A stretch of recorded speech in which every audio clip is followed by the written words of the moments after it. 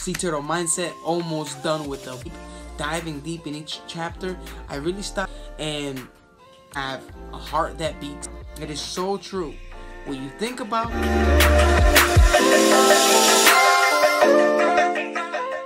Ladies and gentlemen, welcome to chapter 1 of Sea Turtle Mindset. Almost done with the book. Congratulations on coming this far. It's definitely an amazing journey with you and for me as well.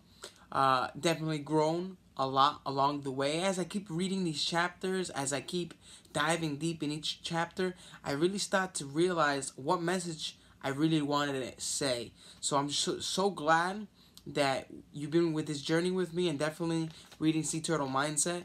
Let's jump right into chapter 1. And that chapter 1 is called Think Different. And see, before it was called Conquer Storms. And I'll tell you the reason why I changed it. But before I do that, let's just talk about the chapter. Think Different. And think is spelled TH exclamation NK. And throughout the whole book, you probably noticed why. Why does think spell differently? You know, and the reason why I put an exclamation point is because I want to put an emphasis on. See, we all have something in common. We all have a heart that beats unconsciously, lungs that we breathe without thinking, and also a mind and a brain that we use. And it's our ultimate tool. It's an ultimate tool. That of the millions of creatures on this earth, we're the only ones with the capacity to understand time and space, to be able to think creatively and have intuition, to have just an amazing life. And what fascinates me is some people don't think for themselves. They let others think for them. And that drives me bananas. Because we have the ability to think what we want to become. See, what you think about, it comes about. And it's so true. It is so true. What you think about really comes about. And so every time I wrote think, I wanted to put an exclamation point because I want you to think. Just think. You know what I'm saying? So every time I wrote that, and it just made me do it. Exclamation on it, because I want you to really get it. Think. Imagine. Just think. See, what fascinates me is I heard an audio from Bob Proctor. He said, when a thought comes to your mind, it hits you at the speed of light. Think about that. It hits you at the speed of light. Boom! Smacks you. It's so fast you don't even know it's coming. You know what I'm saying? So, in this chapter, he's swimming, right? And it's taken him 66 days have passed since his last encounter. And the reason why I put 66 days specifically is because of this. You see, I had taken I read a book called The Outliers. No, I'm correcting myself. I actually read a study at the University of London, and they studied how habits change every 66 days. So when you consistently do something for 66 days, it becomes a habit. Either a bad habit breaks, or you create a bad habit, or you create a good habit. So the reason why I'm saying that is because in order for your mindset to change, you have to have that mindset for 66 days for it to become permanent. You know, one of the things that I'm working on currently, right now as we speak, is exercise. You see, we take so much energy when we're making decisions. You see, we use we have neurons pumping. They're exploding. Every time you make a decision, boom, boom, boom, it's just bursting, these neurons. And so you're wasting energy making decisions. Now, my goal is to make my exercise automatic. Subconsciously, I already know I'm gonna work out. I don't have to waste my thoughts. I don't have to waste my thought energy on making the decision to work out. So what do I have to do? I have to work out 66 days in a row for it to be habitual, you know? So what happens is sometimes, you know, everybody comes for the New Year's, everybody goes in the gym, everybody has New Year's resolutions. Oh, this is the year I'm gonna lose weight. 3 weeks later, in the first weeks, right, the gym is packed. A month later, the gym is back to normal. Why? Because people think it takes 21 days to make a habit. It's wrong. It's actually 66, scientifically proven. Please Google this. So that's why I put 66 days on this, right? I've done a program, Ty Lopez, 67 days. He adds an extra day for good luck. You know, his program is phenomenal. It absolutely changes your mind. And so that's why I wrote that. 66 days helps you change your mindset. It creates, that's a time frame that you need to focus on. So when you're making goals for your health, wealth, love, or happiness, make it with a 66-day,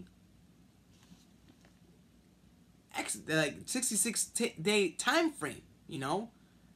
Go for a run for 66 days, right? So definitely that's one of the reasons why I specifically wrote that time, okay? Now here's the other thing too. Sleeping, right? You see, we have to know what our body needs to be fully refreshed, okay? So that's why I was speaking about time and the sleeping errors, because here's the thing. What I've noticed on my journey is when I wake up in the morning, early bird catches the worm. I know exactly what that means. It means if you wake at 4 in the morning or 5 in the morning before the majority of the people are up, you're one step ahead. Your competitive advantage is you're awake while others are sleeping. Team no sleep. You know what I'm saying? So with that being said, you have to think like the elite. Elite men, elite women, they want to be ahead. So what do they have to do? Like a boss, wake up before the employees wake up. Okay, you have to think like an employer. You have to be thinking like a boss. But in order to be a successful business owner, you're not supposed to work in your business. You're supposed to be working on it. Not in it, on it. But that's a conversation for another day. Now, here's what makes me fascinating. Think differently. You see, if you judge a fish for its ability to climb a tree, the fish will forever think it's stupid because it cannot climb a tree. Excuse my language. I'll repeat that again. If you judge a fish by its ability to climb a tree, it will forever think it's stupid for not climbing the tree. And the reason why I say this is this is the reason why. Albert Einstein said this: you cannot teach everyone the same way you teach one person. Everybody thinks differently. Everyone learns differently. And so one of the things that I wanted to emphasize in this chapter is if you want to change your mindset, you have to understand how you think, how you learn. See, I'm a visual learner, very visual. I like to create little maps. I like to create little drawings of how things work, right? A systematic thing. But I'm also a hands-on learner. So after I visually see it, I want to put my hands on it. I want to touch it. I want to make moves with it. And see how enthusiastic I am? I'm motive. So the 7 types of thinking, it just so happens to be that there's 7 types of intelligences that we've created that helps us know how we function. And it just so happens to be there's 7 types of sea turtles in the ocean. 7 different types of species, right? So you know how monkeys is, there's chimpanzees, there's orangutans, there's gorillas. Same thing goes with sea turtles. There's your green sea turtle. And this green turtle is the intrapersonal type of intelligence, which means they look inward for answers. They look within for wisdom. Usually these type of people, right, or these type of sea turtles like to meditate. They like to, for meditation, they like to do yoga, okay? They're aware. Their awareness is very high on their emotions, on their beliefs. You see, this includes deep understanding of himself so that he can understand others. And that's why the green sea turtle also understands the importance of their self-talk from negative to positive. You see, when you're intrapersonal, you're very into yourself. You're speaking to yourself. You're asking yourself questions. Why am I like this? Why am I feeling like this? Who am I? And these are good questions to ask yourself, because if you never asked yourself these questions, really start diving into that field. Because what happens is sometimes we put these masks on of who we think we should be because of others, that we truly forget of who we really are. So, if that's you, if you never really dived deep into this intelligence, start diving in, because we all have these intelligences. See, I read a book that said that when you process information, it relays through your mind through the ways you learn. See, there's 7 different parts of your brain, okay? And each lobe understands the information through the sequence it goes through. I'll give you an example. When Albert Einstein died, he donated his brain to science. When they dissected it, they noticed that some parts of his brain wasn't as advanced as his imagination side, right? It wasn't advanced as the back of his brain, which was the imagination, where your imagination lies. There were so many connections, so they cut it in half, and they saw these little bridges, right? These neurotransmitter connections. You see, our mind has billions of neurons, okay, that we can understand connections, that we connect every time we create one idea with the other. We connect. We make these connections. See, your mind can have trillions of connections. So when they opened his mind, they saw how his imagination looked like a forest. There were so many connections. And then his motor skills, because he wasn't, his motor skills, right, his motor part of his brain, where he's active, where he plays sports, wasn't as used as much as his imagination side of his brain. There was less trees. You can definitely go look up this study, you know.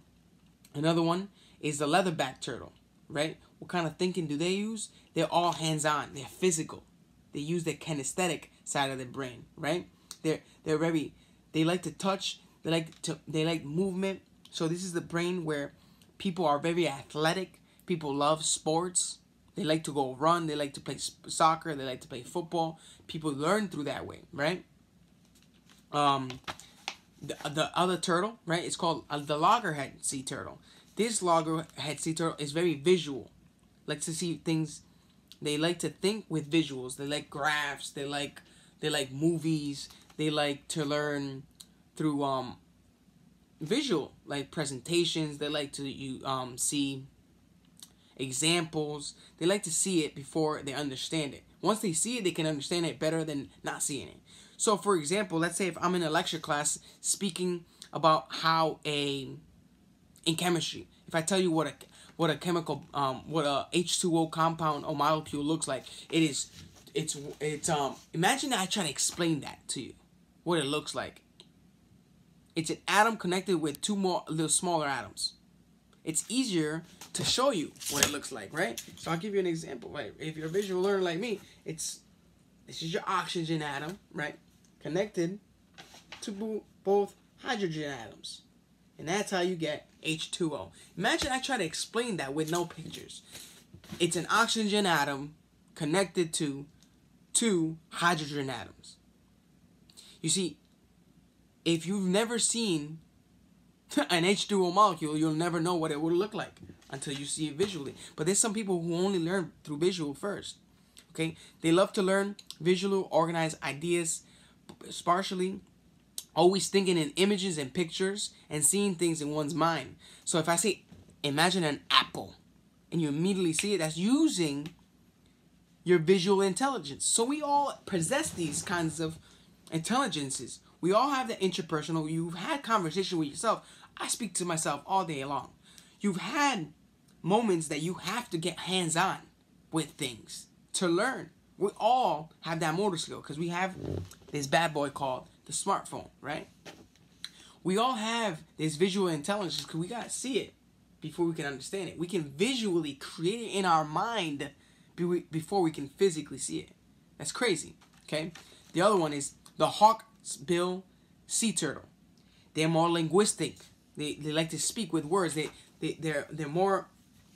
They can learn better by reading things, reading directions. Right? I'm not a direction guy, so when I'm about to build a table, I look at the table drawings instead of reading the directions.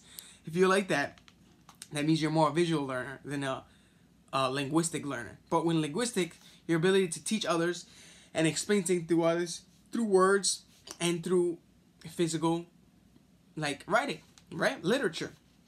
Sometimes you guys use fancy words and always quote others when trying to teach or learn, right? I'm always quoting others. I always quote others because I'm learning from others. So I'm using that linguistic intelligence as well.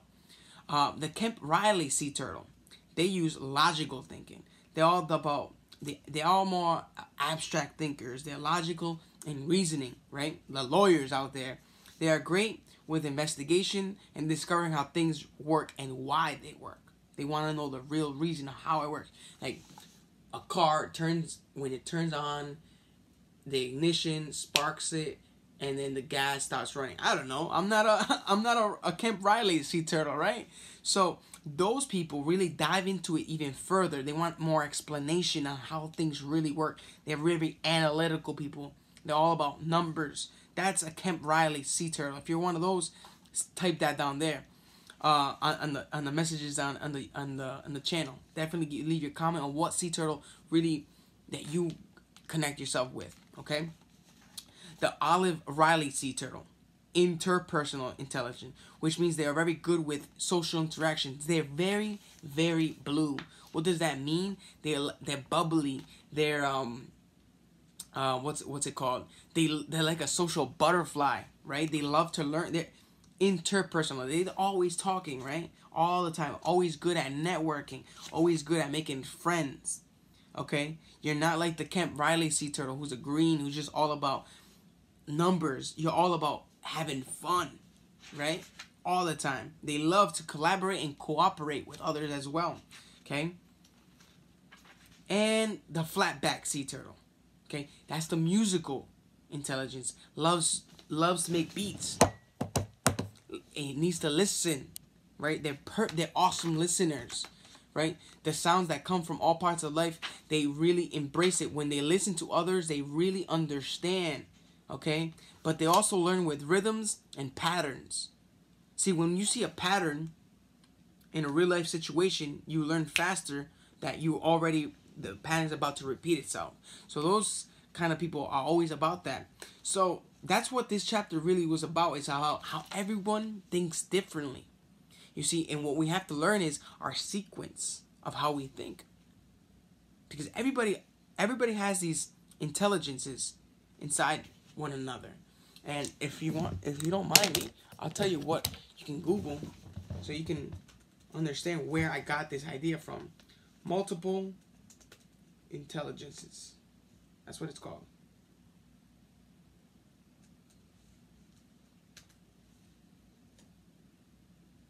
Yep. It's Gardner's multiple intelligences. The theory of multiple intelligences, rather than seeing intelligence as a dominant by a single general ability. See, people think that to be intelligent is to be really smart with books, and it's not. Because some people have street smarts. Some people have actually hands-on smarts. So there's all different types of intelligent people out there, and it's sad that people really think that to be considered intelligent, you need to have a scholarly degree. To be considered intelligent, that you need to go to college, get a degree. You have to become a PhD. You have to have a PhD. Right? But here's the thing. Steve Jobs didn't graduate from college. He's actually a dropout. Mark Zuckerberg, same thing. But people consider them intelligent because they created something amazing. So don't be misled by those who say that you have to have a college education to be intelligent. See, education is the actual if you really look at what education define education, what it means is the process of receiving and giving systematic instruction, especially at a school, an enlightening experience. Every time you're educating yourself, you're becoming wiser. And you can educate yourself in all different parts of life. See, a priest is intelligent and educated in religion. A judge, an attorney, is intelligent and educated in justice and the political, right? A banker is intelligent in finances. But you cannot judge all of that together and generalize intelligence, because every one of those have different types of intelligence being used. So, with that being said, that was that chapter. And so he moves on. It's very vivid as he's traveling in the ocean, and he's in the middle of a storm. And why I changed the name of the chapter was the chapter before was Conquer Storms. Conquering Storms by Brainstorming. That was the headline. But I started saying, no, you know what? You have to think yourself out of the storm. Because here's the thing, you'll have storms in your life. Different times, different storms. But at the end of the day, when you get out of the storm, you won't be the same person that went into the storm. And storms never last forever. Whatever is happening in that storm is to promote you to the next level. You have to think like that. It's not there to bring you back, okay? Now, with that being said, I hope this rewires your mind. It creates that mindset. And remember this, your weaknesses are is complementary to your strengths. Okay? Your strengths are complemented by your weaknesses. So just because you might suck at math, you might be amazing at chemistry.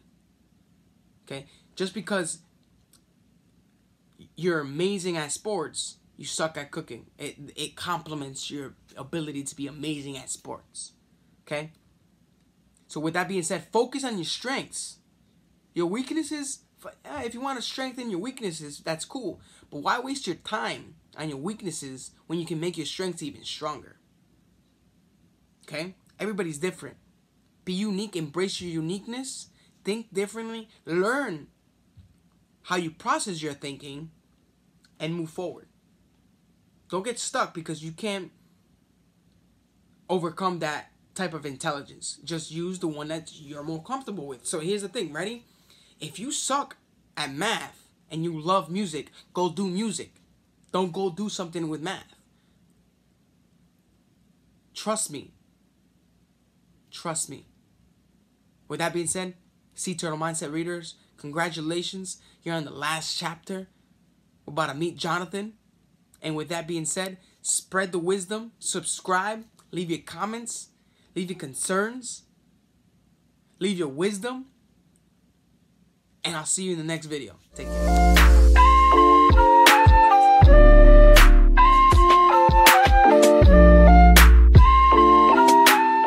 I'll see you in the next video. Congratulations on reading the chapter.